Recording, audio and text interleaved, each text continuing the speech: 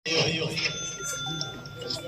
इतने दिन तो जो हालात थे वो बादल ऊपर मंडरा रहे थे, कौन खड़ा होगा, कौन बचेगा मैदान में और कौन नहीं रहेगा। आज की तारीख में सारी की सारी स्थिति साफ हो चुकी है। शिव विधानसभा की स्थिति साफ हो चुकी है, पूरे सातों विधानसभा की स्थिति साफ हो चुकी है।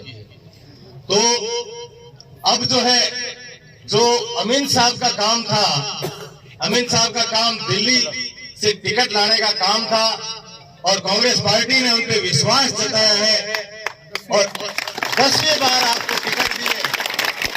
इसके लिए हम सबसे पहले विधानसभा सीट की जनता जो आपको मुबारकबाद देती है। ये आपकी पहली जीत है, जीत है। उस जीत के लिए हमारे कंधों पर भार है। हम जो बैठे हैं, नौजवान, युवा, बुजुर्ग, सब ये हम आप लोग को आपको विश्वास दिलाना चाहते हैं कि जो है हम रात भर जागेंगे, दिन भर दौड़ेंगे, जो रूठे लोग हैं उनको मनाएंगे, वोट से पेटियां हम भरेंगे और ऐतिहासिक जीत जो है शिव की होगी।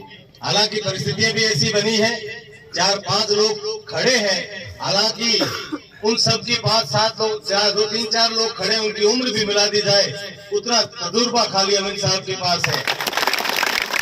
गिनती लगा दी जाए, उतना तजुर्बा अमीन साहब के पास है, उतना ही जो व्यवहार लोगों के साथ में है। जैसे मोतीलाल जी ने अभी कहा कि साहब कभी कुछ कहा होगा उसको भूलना होगा। मैं आपको अपने घाटी में कहावत है, तखर हमेशा सखर। उसका मन में कुछ नहीं होता है, वो सखर होता है, हमेशा देने में कभी पीछे नहीं हटता है।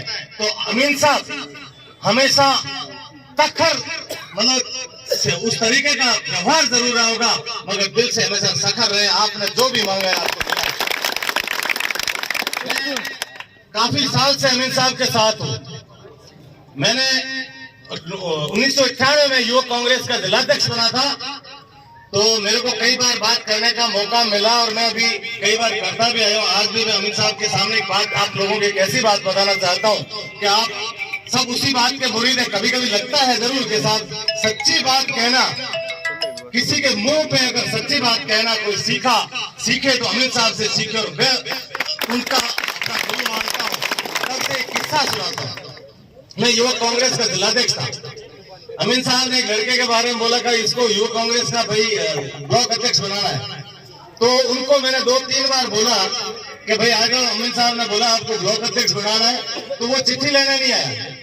तो 2-4 बार बुलाने के बाद में साहब मेरे को भी थोड़ी देर के इसको चिट्ठी लेने के लिए बुला रहा हूँ, नहीं आ रहा है। तो वो नहीं आ पाया, तो मैंने किसी और को बना दिया। तो अमीन साहब को थोड़ा गुस्सा आया। अमीन साहब जयपुर गए, जयपुर जाके प्रदेश अध्यक्ष को बोलो भाई ये युवा कांग्रेस का जिलाध्यक्ष ठीक नहीं है और ये जो हमारा कहना नहीं मानता है। चलो साहब मेरे को तो पता नहीं। अमीन साहब आए, कांग्रेस की मीटिंग चल रही थी, मेरे को मिले, मैंने साहब नमस्कार।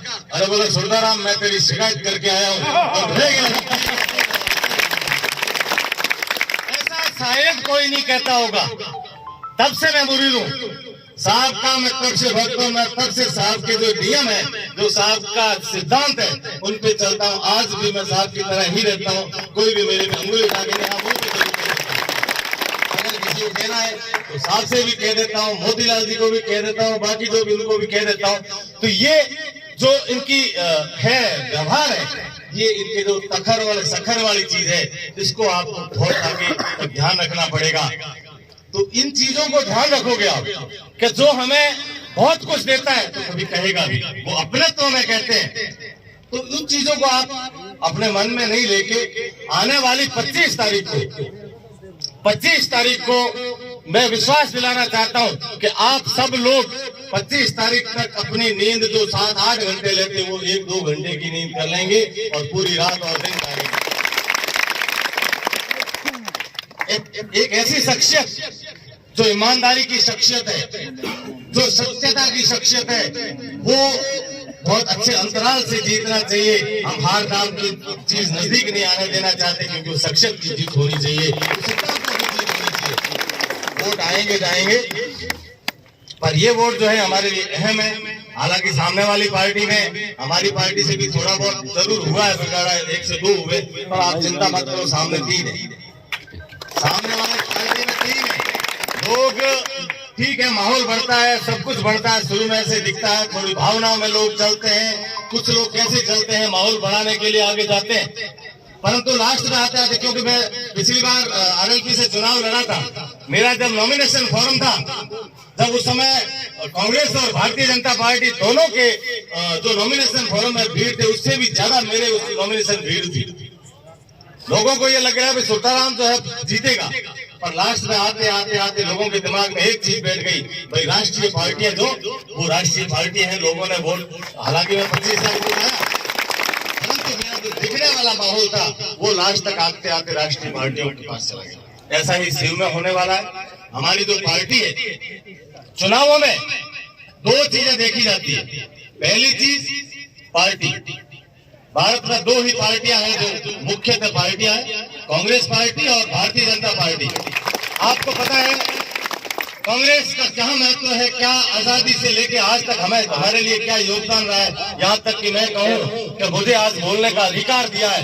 हालांकि मैं बाबा साहब का पहले गुणगान गाऊंगा कि उन्होंने संविधान का जो किया है, प्रावधान किया, परंतु उस संविधान को चलाने का जो नियत थी वो कांग्रेस में थी। बाबा साहब ने कहा था संविधान में बहुत सारी कमियां हो सकती है, पर इसको चलाने वालों की नियत अच्छी होगी तो संविधान सबसे दुनिया का सबसे अच्छा संविधान है।